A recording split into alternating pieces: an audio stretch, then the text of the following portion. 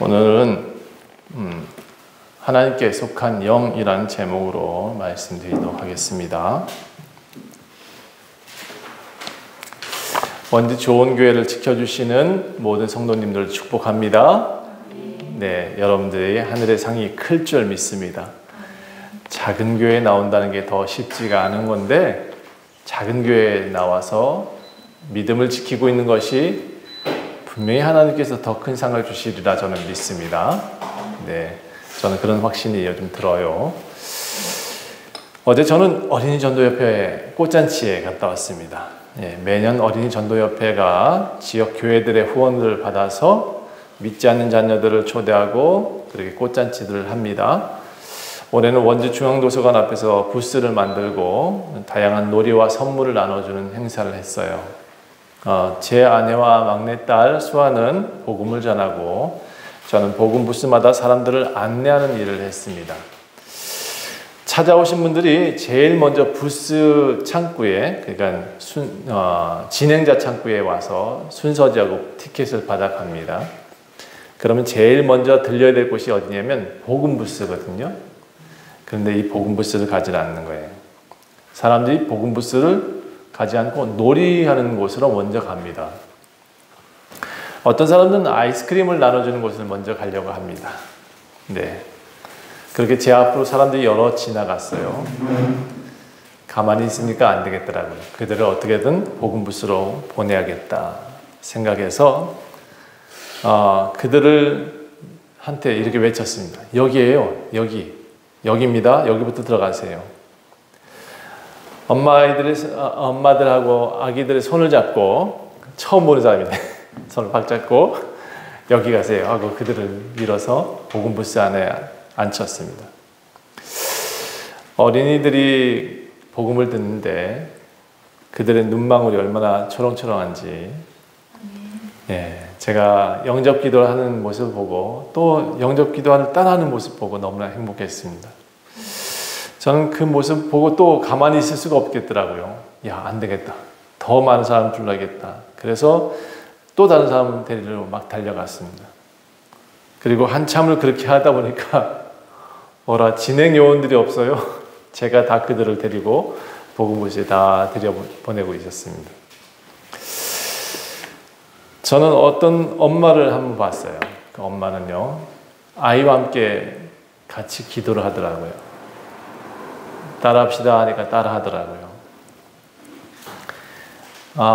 예수님을 안 믿는 사람인 것 같았었어요. 그런데 그들이 함께 따라하는 모습 보고 저는 너무나 또 놀라웠어요. 하나님이 일을 하시는구나 라는 생각도 했어요. 제가 2시간 정도를 열심히 땅끝에서 그렇게 사람들을 인도해서 복음 부스에 다 넣었어요. 온통 타버렸어요. 집에 오니까. 지금 오자마자 제가 너무 얼굴이 화끈거려가지고 그 알로에 젤인가요? 그걸 막 발랐어요. 그리고 팩을 또 하고 좀 낫나요? 얼굴 좀 하얘졌나요? 예. 제가 어떻게든 그들을 한 명이라도 더 복음을 듣게 해주려고 노력을 했어요. 근데 그렇게 열심히 태양볕에서 2시간 정도 뛰어다녔지만 뛰어다니니까 저는 너무 행복했어요. 아마 그들이 한 1000명 정도의 어린이들이 왔었다 그래요. 부모들까지 합쳐서 한 2000명 정도 되지 않겠나 싶은데, 그들 중에 한 10명이라도 오늘 예배 장소에 나갔다면 정말 행복하겠다라는 생각을 해봤어요. 한 10명이라도 교회를 갔었으면, 간다면 얼마나 좋을까. 다 우리 교회 데려오고 싶었는데 같이 하는 모임이다 보니까 우리 교회가 아니라 가까운 교회 가세요 이렇게 설명을 했습니다. 오늘은 요한일서 4장의 말씀 가지고 여러분한테 하나님께 속한 영 분별을 해라 라는 거예요. 하나님께 속한 영을 분별하는 법을 좀 알려드리고 싶어요. 수많은 종교가 있잖아요. 이슬람부터 또 힌두교, 불교, 4대 종교라고 하는 기독교까지 합쳐서. 그런데 다 있는데, 많은 종교가 있는데 그 중에 우리 기독교가 여러분 보기에는 최고 좋은 교회, 좋은 종교 아닐까요?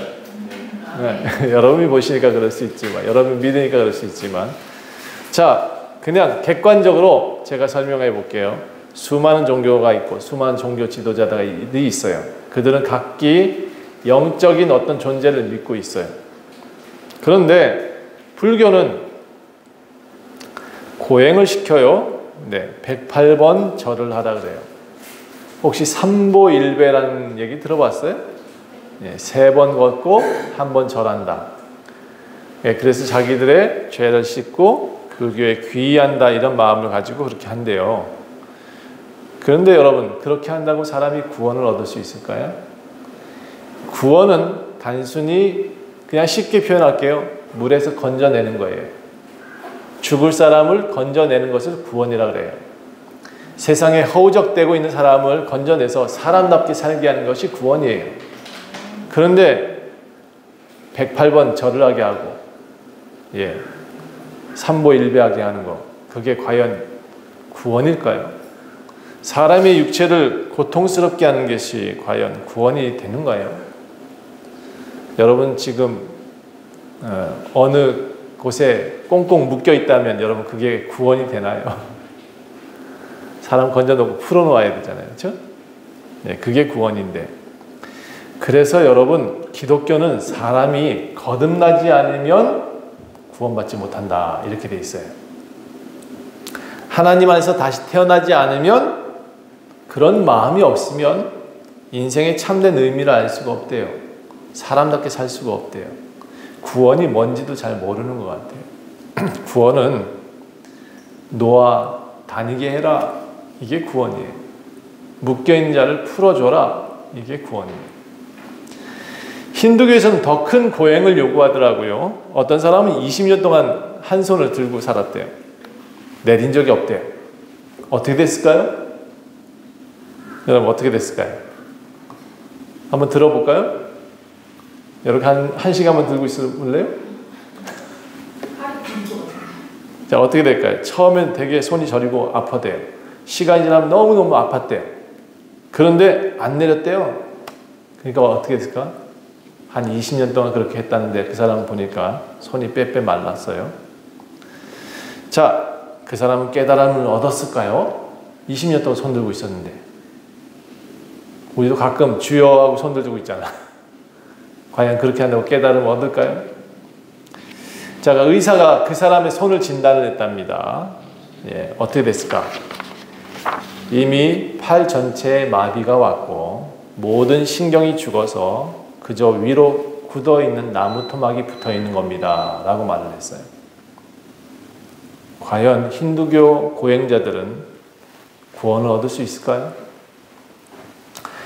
또 어떤 사람들은요, 긴 바늘을 몸에 꽂아요. 등에다 막 꽂고 다녀요. 입에다 막 찔러가지고 피 한 방울 안 난다, 그걸 자랑을 해요. 예, 이상한 신에 홀리면 이렇게 찔러도 피가 안 나는 모양이에요. 그런데 그게 오할 일이 아니오. 예, 그런다고 그 사람들이 우리를 구원하는 게 아니라고요. 여러분 막 불 위를 걸어 다녀요. 네, 그런다고 그 사람들이 구원받는 게 아니에요. 무슨 퍼포먼스인지 무슨 말씀인지 잘 모르겠으나 그런다고 그 사람들의 삶이 회복되느냐? 그렇지 않다고요. 육체를 더욱 힘들게 하고 고통을 준다고 해서 깨달음을 얻거나 해탈하는 것이 아니에요. 여러분 주변에 가끔 무당들이 있죠. 교회 다니는 사람도 가끔 교회는 안 가고 무당집에 간다는 얘기가 언뜻 들리더라고요. 그런 사람들은 여러분 양다리 걸치면 안 돼요. 예, 양다리 걸치면 분명히 하나님께서 싫어하십니다. 네. 어떤 무당이 날카로운 칼 위에 올라가서 작두를 탄대요. 방방 뛴대요. 날카로운 칼이라 그래요. 근데 제가 보니까 무슨 속임수가 아닐까 싶은데, 아무튼 그 사람들이 방방 뛸 때 예수님 믿는 사람이 그 옆에 가면 그 사람들이 갑자기 못 뛴대요. 예, 왜 그럴까요? 접신이 안 된다나 어쨌거나 교회 다니는 사람들이 무당 앞에 가면 접신이 안 된다는 얘기를 들었어요. 따뜻한 사람 옆에 가가지고 예수의 이름으로 떨어져라 하고 하면 그 무당 떨어져서 죽을 수 있으니까 아예 그런 데 가지 맙시다, 우리는. 네. 우리가 예수님의 이름이 얼마나 무서운지 모르죠, 그렇죠? 네. 그들한테 살리기도 하고 죽일 수도 있는 능력이 우리한테 있습니다. 우리 하나님은요, 우리한테 고행을 요구하지 않아요. 우리한테 무언가 열심히 하라, 그것이 중요하다고 생각하지 않아요. 마음과 정성과 뜻을 다해 주 너의 하나님을 사랑해라 라고 표현했지, 우리 오늘도 열심히 일하고 내일도 주님께 찬양하고 열심히 예배하고 또 무언가를 하고 성경을 많이 읽고 무언가 많이 드리고 그것을 먼저 하라고 하지 않아요. 하나님이 원하시는 것은 뭐냐? 너를 먼저 드려라 해요. 마음을 드려라 해요. 그리고 그 마음과 정성을 드렸을 때 물질도 드려라 이렇게 표현하고 있어요. 물질은 언제? 자원할 때, 너가 마음이 내킬 때 드려라 이렇게 돼 있어요. 여러분, 그래서 기독교는 행위의 종교가 아니에요. 믿음의 종교라고 표현하고 있어요. 믿음으로 구원받는다라고 되어 있어요. 하나님은 우리한테 행위를 요구하지 않아요. 고행을 요구하지 않아요. 심지어 우리가 죄로 인해 죽을 수밖에 없는 우리지만 우리 죄까지도 당신이 짊어지셨어요. 다른 신들은 어떻게 그렇게 하던가요? 예, 제가 불교의 어떤 절에 들어가다 보니까 가장 먼저 보이는 것이 4대 천왕이라고 그래요. 그 4대 천왕 발밑엔 누가 있는지 알아요? 그 미물이라고 표현하지만 사람이에요. 사람의 형상을 가지고 있는 사람들이 발에 밟혀 있어요. 그러니까 여러분, 다른 종교들은 사람을 밟아요. 그런데 우리 기독교는 그 사람을 높여드려요. 하나님께로 더 나아갈 수 있도록 인도하죠. 심지어 우리의 모든 죄까지도 당신이 짊어지셨어요. 얼마나 합리적이에요? 얼마나 기쁨이에요? 얼마나 감사해요? 우리를 낳은 아버지시니까 하나님 아버지는 자식을 책임져요. 그 자식들을요, 계속 십자가에 매달려 죽게 할 수가 없기 때문에 당신이 십자가에 죽으시고 모든 사람들, 믿는 자들은 다 구원하시겠다고 했어요. 얼마나 합리적이에요? 너가 십자가에 달아라 이렇게 말하지 않고, 너 죄는 다 바늘에 찔러서 피를 내라 이렇게 말하지 않고 당신이 죽었다고요. 여러분, 그래서 우리가 믿는 사람들이 복받은 사람이에요. 108번 절을 하지 않아도 되잖아. 삼보일배 하지 않아도 되잖아. 적어도 우리 살을 막 바늘로 찌르지 않아도 되잖아요. 그렇죠? 채찍으로 막 때리지 않아도 되잖아요. 어떤 종교는 심지어 낳은 자식까지 바치게 한단 말이에요.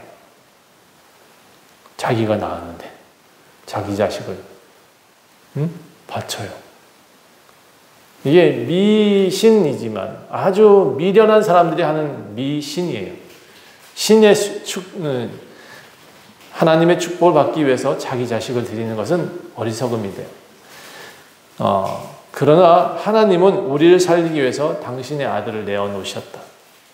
이건 우리가 드리는 그런 미신적 행동과는 전혀 다른 고귀함이라고 표현해야 될 것 같아요. 자, 그래서 우리는 예수를 믿으면 돼요. 예수를 고백하면 돼요. 예수를 따라가면 돼요.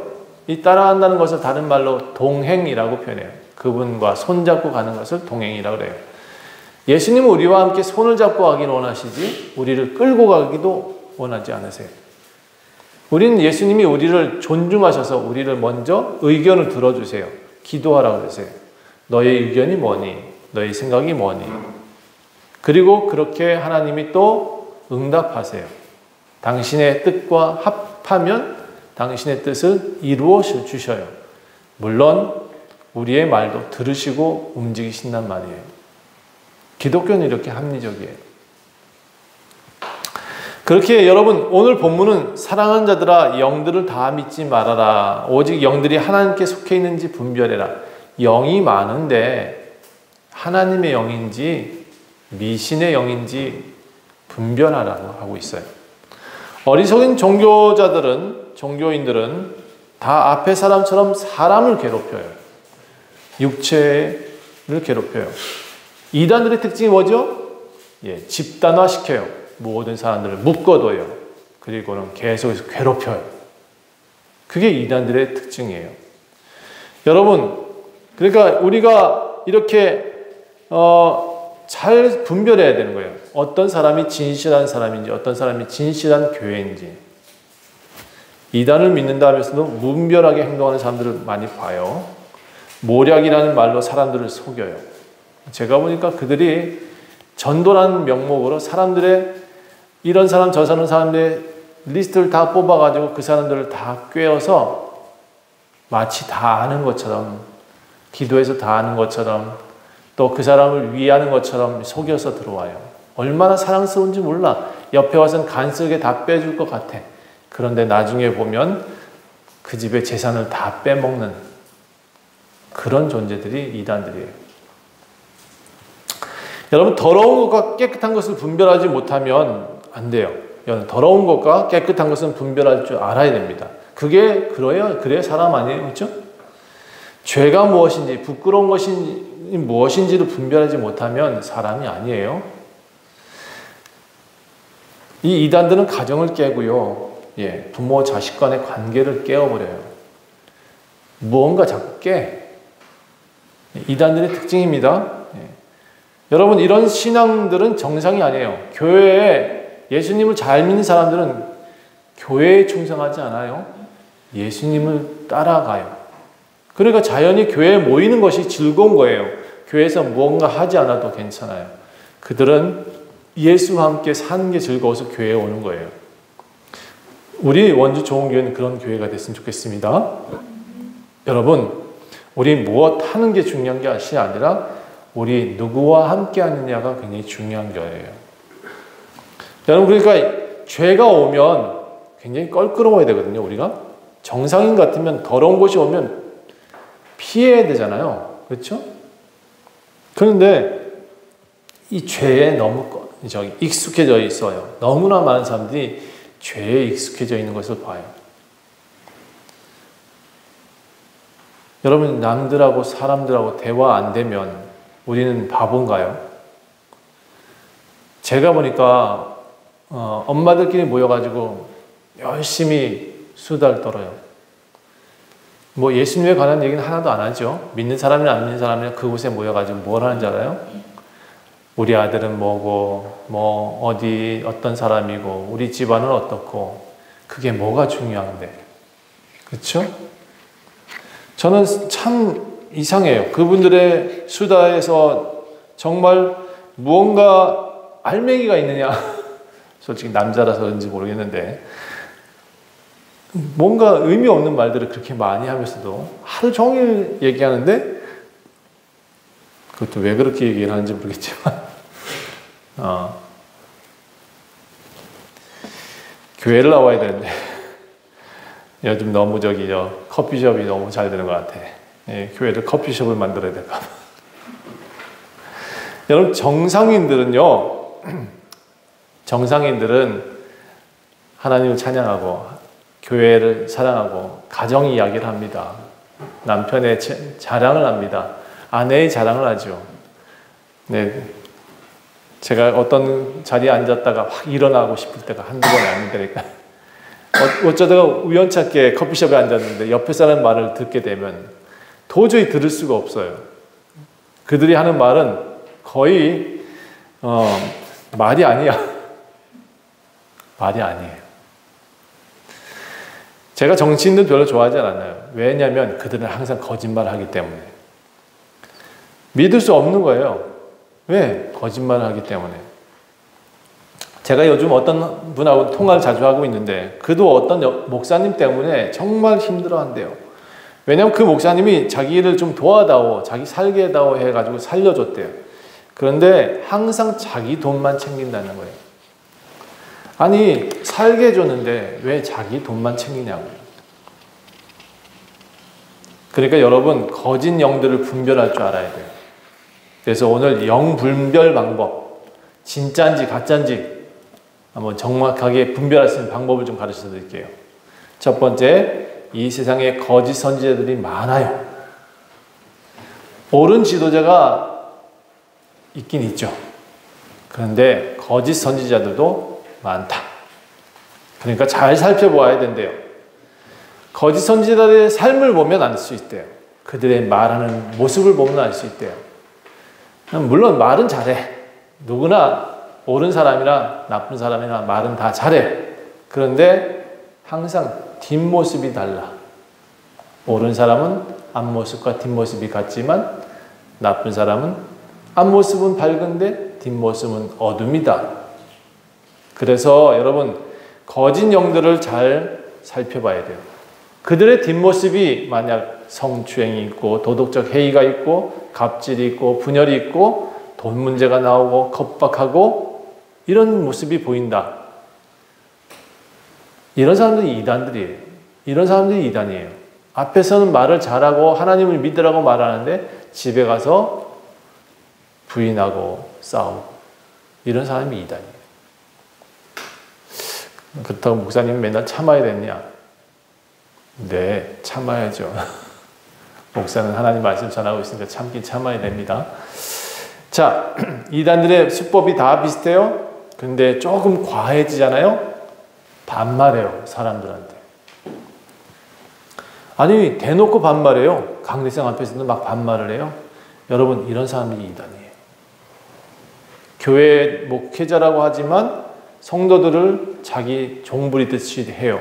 이런 사람이 이단이에요. 가장 쉽게 분별하는 방법이 뭐냐? 말이에요, 말. 그 사람의 말하는 모습을 보세요. 잘 들어보세요. 사람을 존중하는 말이 있고요. 사람을 존중하지 않는 말이 있어요. 잘 들어보세요.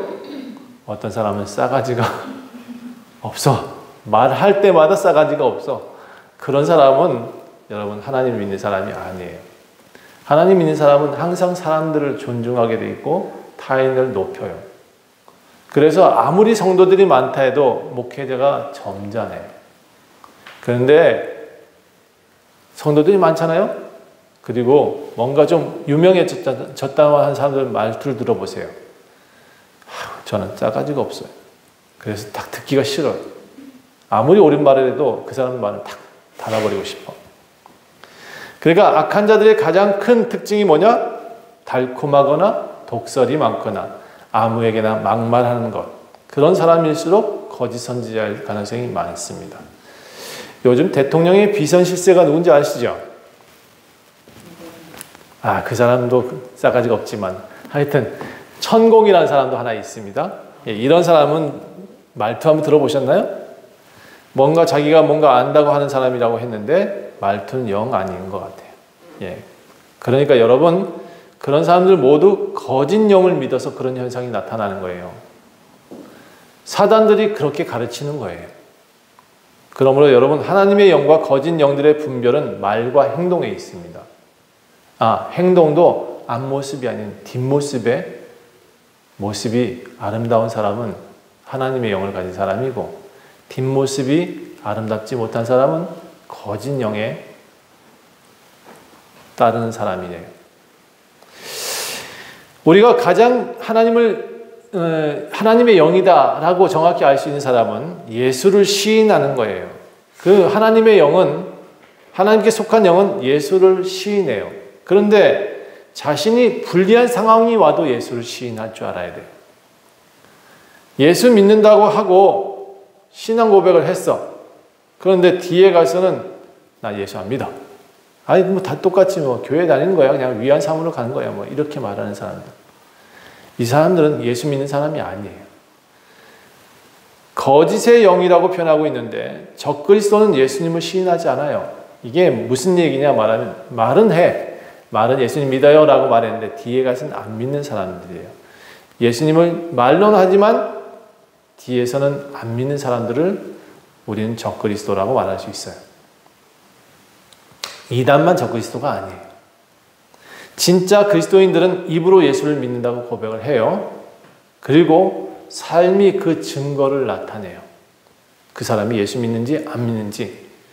예수 안 믿었던 사람이 예수 믿잖아요. 얼굴색이 바뀌어요. 여러분, 제가 그걸 가장 먼저 느끼는 사람 중에 하나거든요. 지나가는 사람 중에 눈이 좀 이상해. 그럼 반드시 예수님을 안 믿어요. 그 사람이 예수 믿는 사람이잖아요. 눈이 초롱초롱해요. 신기하죠? 사람 안에 하나님이 거하시기 때문에 하나님이 있는 사람은 등불같이 비쳐요. 눈이 반짝반짝해져요. 진짜 예수님을 믿는 사람은 입으로 믿는다 고백을 하지만 그 삶이 증거를 하고 있습니다. 또 모든 일상에서 하나님과 예수님을 인정해요.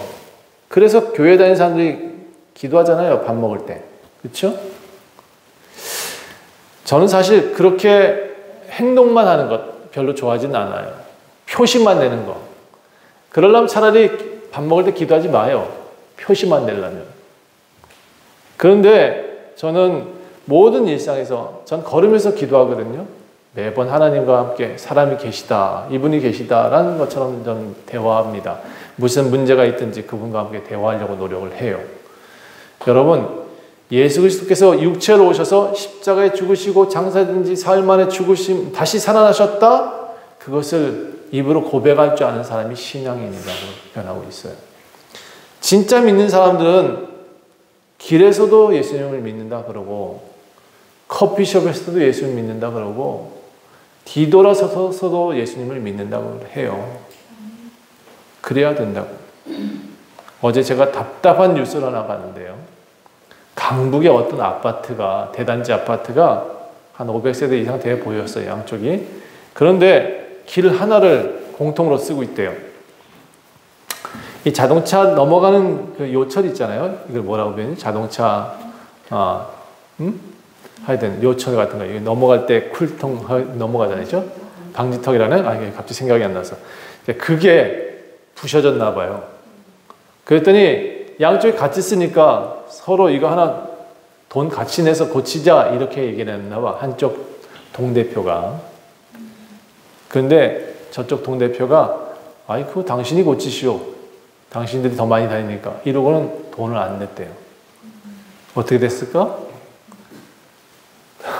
서로 싸워가지고 그 길을 여기서도 막고 여기서도 막았어.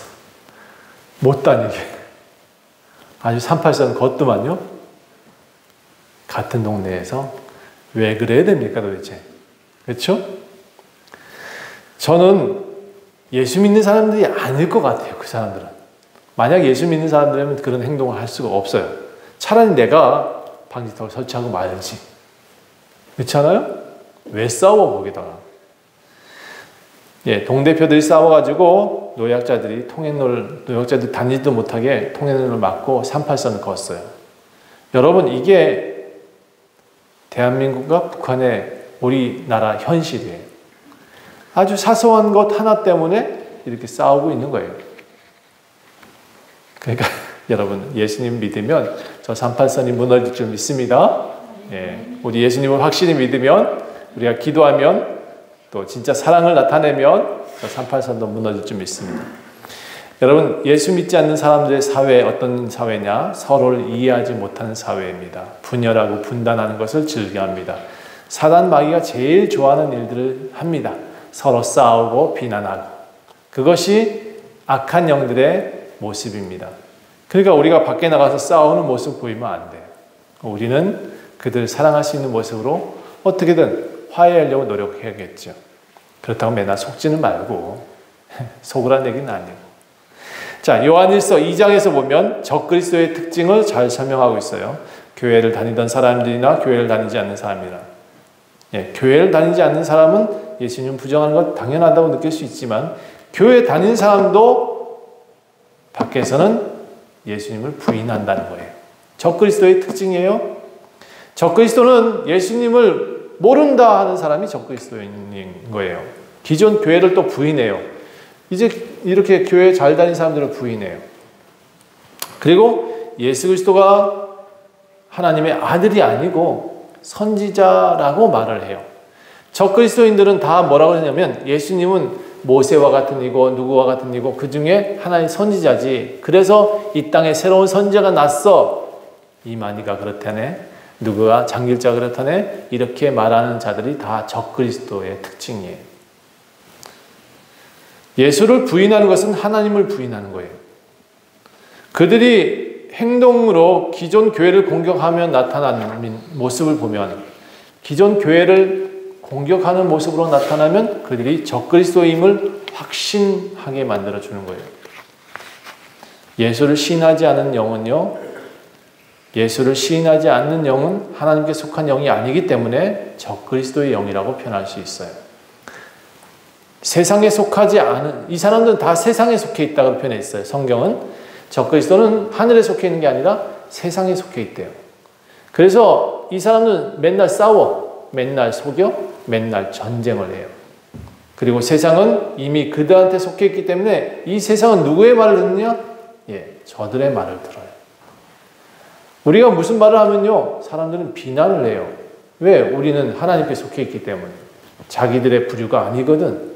그러니까 우리를 자꾸 기름이라고 밀어내요. 그래서인지 저는 악한 사람들이 잘 사는 것을 봐요. 가끔 여러분 주변에도 좋은 차 타고 다니는 사람들 많이 보죠? 안 믿는 사람들. 그런데 그런 사람들 부러워할 필요 없어요.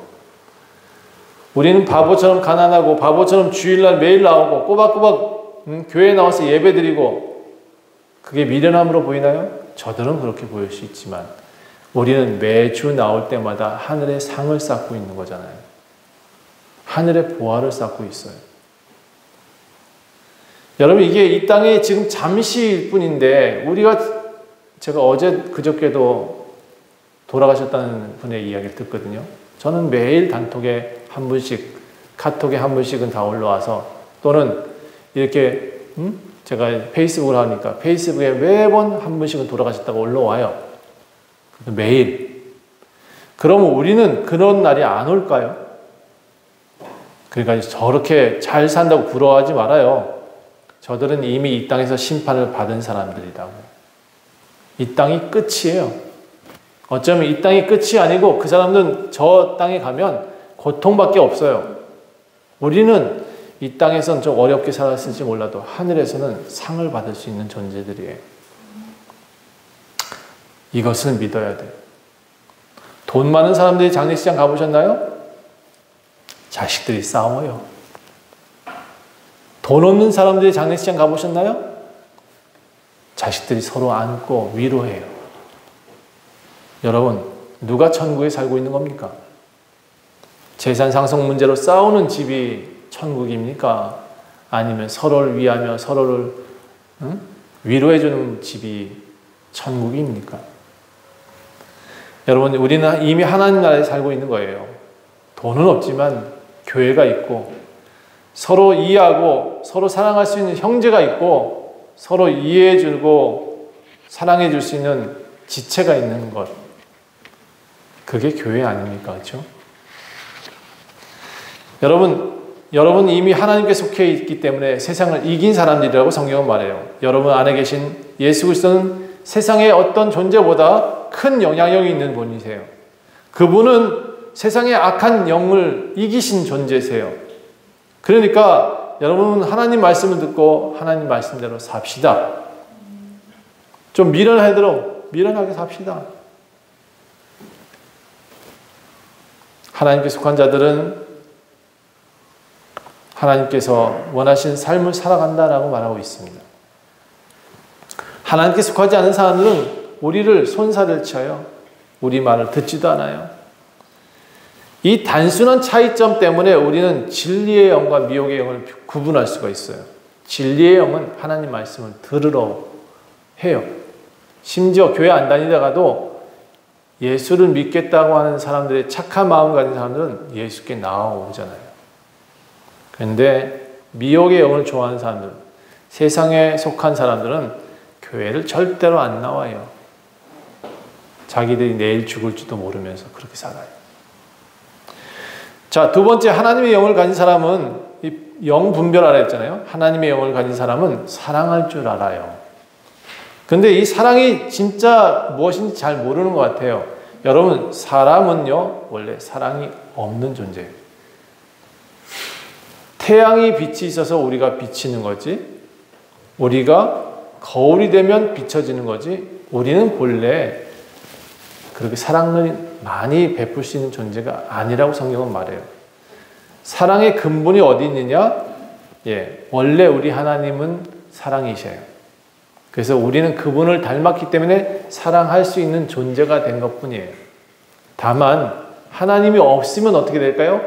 우리는 발광체가 없기 때문에 사랑할 수가 없어요. 원래 우리 모습이 그래요. 예수님께 떠나온 이 아담과 하와 이후의 모든 사람은 하나님의 빛을 스스로 담을 수가 없어요. 예수를 받아들여야 우리가 발광체가 될 수 있어요.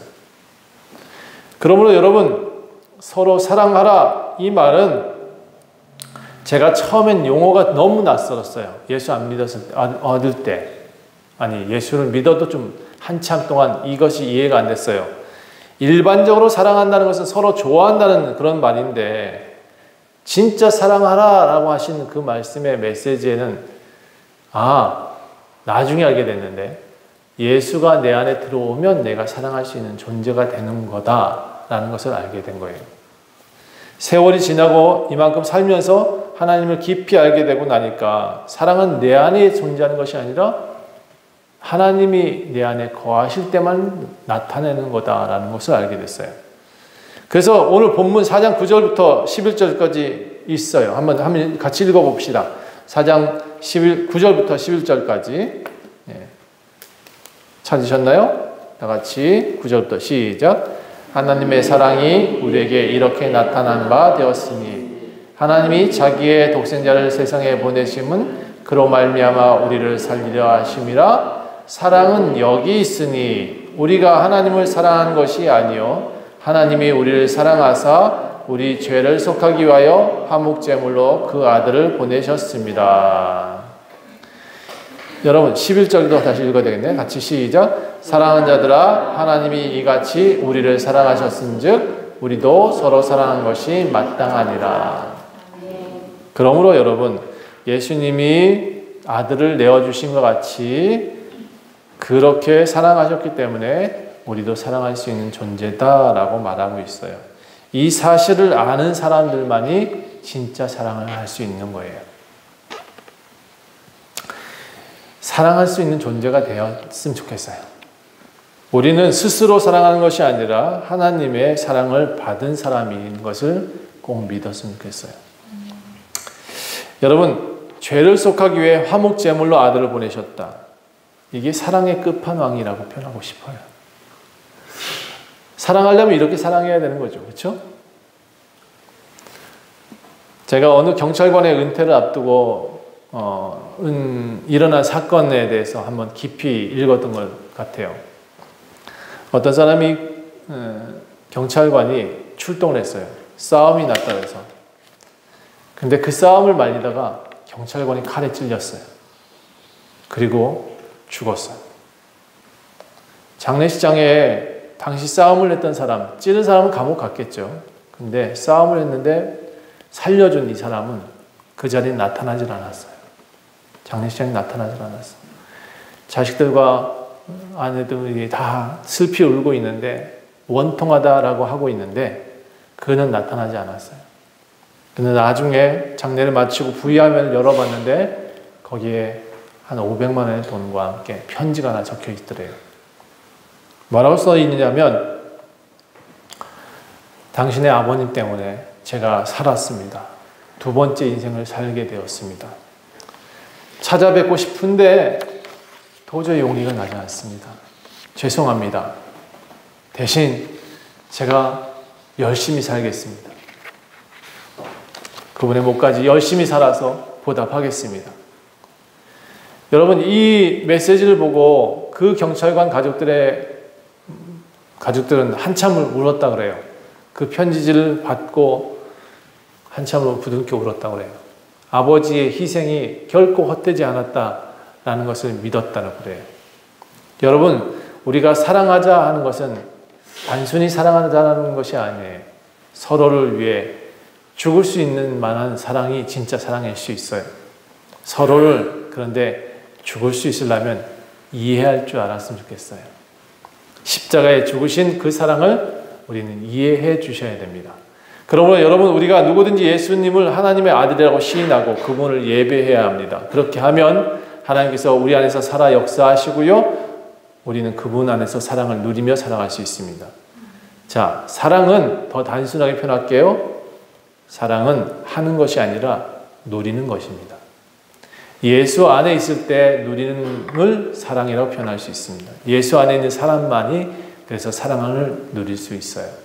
18절 보시겠습니다. 사랑 안에 두려움이 없고 온전한 사랑이 두려움을 내어 쫓는다.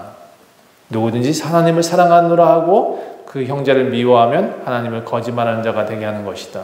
우리는 예수의 사랑을 입은 그리스도인입니다. 그러므로 우리가 서로 형제를 사랑하고 이해하고 용서하는 것이 마땅하고 당연하다라고 하고 있습니다. 예수 안에 있는 사람만이 사랑을 할 수 있습니다. 그분이 우리를 사랑하셨기 때문에 우리 안에서 역사하시고 살아계시고 있습니다. 우리 안에 계신 하나님이 존재해야 우리는 사랑할 줄 아는 진짜 사람이 됩니다. 하나님은 우리를 껍데기만 두고 살기를 원하지 않습니다. 여러분, 껍데기로 살고 싶어요? 알맹이로 살아야죠. 그렇죠? 하나님이 거하시는 사람이 알곡이 될 수 있습니다. 기도하겠습니다. 하나님, 사랑은 하나님께 있었습니다. 우리가 서로 사랑하는 것이 마땅하다 하는 것은 당연히 하나님을 믿는 사람들에게만 해당되는 귀한 메시지였습니다. 우리가 단순히 사랑할 줄 아는 사람이 되는 것이 아니라 당신을 모시고 당신 때문에 사랑하는 사람이 될 수 있도록 도와주시옵소서. 아름다운 당신의 모습이 우리 안에서 역사하시고 세상에 드러날 수 있도록 우리를 세상 가운데 빛과 소금으로 사용되게 하여 주시옵소서. 감사드리며 예수 그리스도의 이름으로 간절히 기도합니다.